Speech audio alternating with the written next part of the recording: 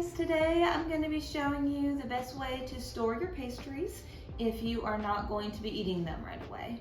So I've got a few croissants here that we are not going to be eating, and I'm just going to put them in a freezer bag. These will probably just be in the freezer for a week or two, so I'm not going to wrap them in plastic.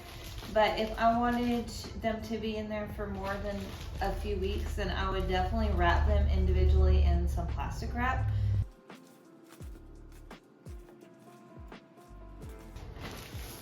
Alright.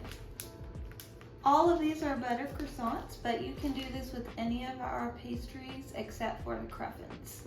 So our cruffins, once they come out of the oven, we fill them with various jams and pastry creams and ganaches.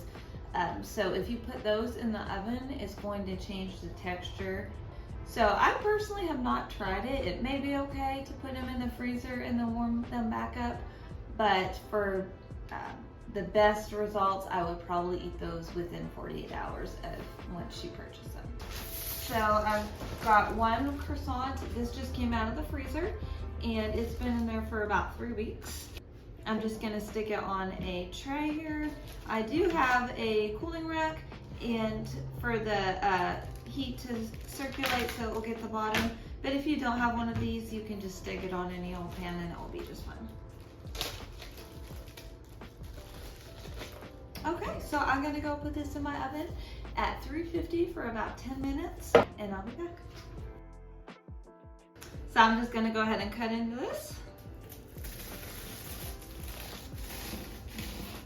And here are all the flaky layers.